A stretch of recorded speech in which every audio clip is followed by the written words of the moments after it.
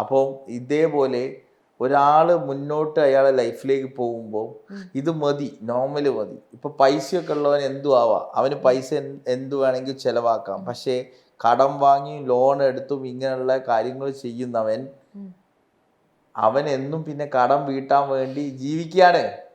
എവിടെ അവൻ life? Where is his life? ആ ലൈഫ് അവന്റെ വിഷമങ്ങൾ പുറത്ത് കാണിക്കണമെന്നില്ല. അത് ശരീരം താരനായിട്ടും മുടികോശിലായിട്ടുമാണ് കാണിക്കുന്നത്. എന്ന് പറഞ്ഞാൽ പണ്ടുള്ള ആൾക്കാർക്ക് എക്സ്പെക്ടേഷൻ ലെവൽ കുറവായിരിക്കും. They live freely and there is an adjustment between them. ഇപ്പം ഉള്ളത് അങ്ങനെ അതല്ല. കോമ്പറ്റേറ്റീവ് മൈൻഡ് ഭയങ്കര ഹൈയാ. നിങ്ങളെ മോൾക്ക് ഇത് കിട്ടിയിട്ടുണ്ടെങ്കിൽ അടുത്ത മോൾക്ക് ഇതിനെക്കാട്ടിലും കൂടുതൽ എൻ്റെ മോൾക്ക് കിട്ടണം. ഇന്ന ജോലി ആ കുട്ടിക്ക് കിട്ടിയിട്ടുണ്ടെങ്കിൽ എൻ്റെ മോൾക്ക് ഇതിനെക്കാട്ടിലും ഇതാണ്. Because they are constantly working to achieve something.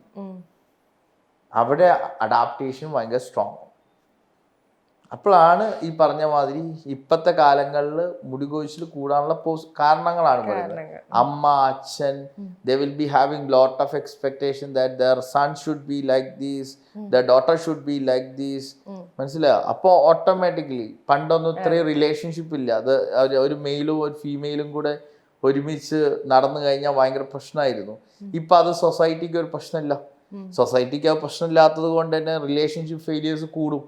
Relationship failures കൂടിയെന്ന് വിചാരിച്ച് ഈ ആണായാലും പെണ്ണായാലും എൻ്റെ ജീവൻ എന്തോ പോയേന്ന് പറഞ്ഞ് എല്ലാവരും every one not getting into a suicide, but every one has a feeling that if they have loved someone seriously they will be mentally collapsed.